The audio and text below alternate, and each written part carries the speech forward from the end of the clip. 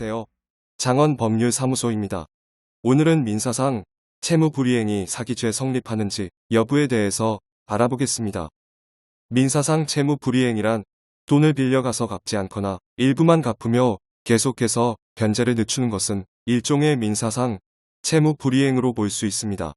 채무자가 고의나 과실로 변제기에 변제하지 않을 경우 손해배상을 청구할 수는 있지만 단순히 돈을 빌려서 갚지 않는다는 것만으로 형사상 사기죄로 처벌할 수는 없습니다. 그럼 어떤 경우에 사기죄로 처벌이 가능할까요? 민사상 채무불이행이 사기죄로 성립하려면 형법 제347조에서 규정하고 있는 사기죄는 사람을 기망하여 재물의 교부를 받거나 재산상 이익을 취득함으로써 성립하는 범죄로 해당 범죄를 범한 경우에 10년 이하의 징역 또는 2천만 원 이하의 벌금에 처합니다. 범죄 행위로 인해 취득하는 재물 또는 재산상 이익의 가액이 5억 원 이상일 때는 특정경제범죄가 중처벌에 관한 법률에 의하여 형법보다 강한 처벌을 받게 됩니다. 사기죄 성립 요건의 세 가지는 1. 기망행위가 존재하는가 2. 재물의 편취나 분명한 재산상의 이득이 존재하는가 3. 위 행위를 편취해 의사를 가지고 실행하는 고의성이 있었는지입니다. 많은 사람들이 타인이 돈을 갚지 않았다는 이유로 수사기관에 고소부터 하게 됩니다. 그러나 사기죄가 성립하기 위해서는 돈을 빌렸다는 사실 이외에 돈을 빌릴 당시에 나를 속이는 기망행위가 있어야 하고 기망의 고의가 있었다는 점을 입증해야 합니다. 하지만 대다수의 돈을 빌리고 갚지 않는 사람들은 돈은 빌렸는데 속일 생각은 없었고 갚으려고 하는데 돈이 없어서 못 갚는 거야 라고 변명을 합니다.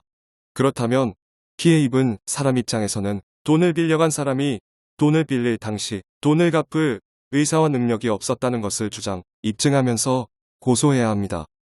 또한 판례는 용도 사기를 인정하고 있습니다. 즉, 돈을 빌리면서 사용하고자 하는 진정한 용도를 고지하였다면 상대방이 빌려주지 않을 것이 예상될 때 사기죄가 인정된다는 것입니다.